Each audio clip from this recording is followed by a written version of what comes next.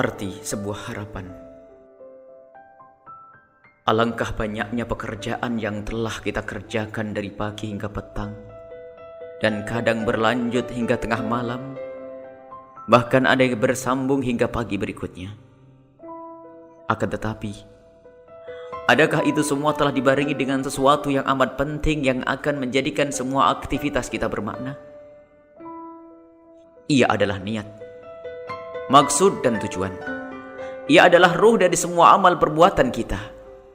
Disitulah tempat pandang dan penilaian Allah Subhanahu wa Ta'ala. Kemuliaan seseorang tergantung pada apa yang ada di kandung hatinya.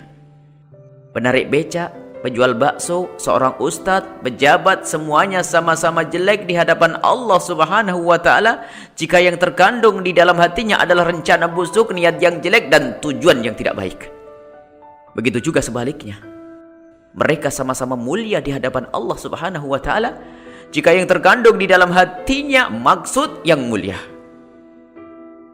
Rasulullah sallallahu alaihi wasallam pernah bersabda bahwa karena niat yang terkandung di hati, ada beberapa pekerjaan yang terlihat sebagai pekerjaan dunia, akan tetapi dinilai oleh Allah Subhanahu wa Ta'ala sebagai amal akhirat.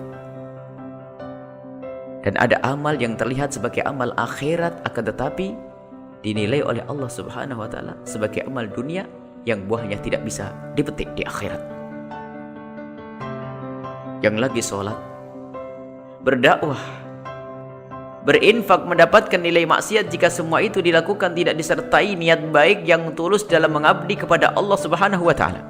Yang hanya berurusan dengan pasar, sawah, dan perusahaan akan mendapatkan nilai jihad dan kemuliaan karena ketulusan hatinya dalam rindu Allah Subhanahu wa Ta'ala di penghujung harapannya. Marilah kita insafi makna ini agar aktivitas kita ada nilainya di hadapan Allah Subhanahu wa Ta'ala.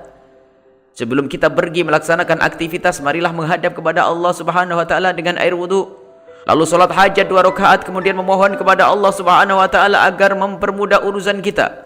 Lalu kita tutup dengan merenungi apa yang ada di hati kita. Sudahkah kita berniat yang baik dan rindu ridha Allah Subhanahu wa Ta'ala dalam aktivitas ini? Kemudian senantiasa sertakan makna ini sepanjang kita beraktivitas. Jika kita benar-benar serius dan tulus dalam merenungi ini, sungguh sepanjang kita beraktivitas akan terjauh dari pelanggaran kepada Allah Subhanahu wa Ta'ala. Sebab yang menuju Allah Subhanahu wa Ta'ala akan senantiasa mengambil cara yang diridhai oleh Allah Subhanahu wa Ta'ala agar sampai kepada tujuan. Dan tujuan apapun, jika cara yang kita ambil untuk sampai ke tujuan itu adalah tidak baik, itu bertanda bahwa niat dan tujuan kita bukanlah yang baik. Dan bagaimanapun juga kita tidak akan sampai kepada tujuan, yaitu ridha Allah Subhanahu wa Ta'ala. Wallahu a'lam bishawab.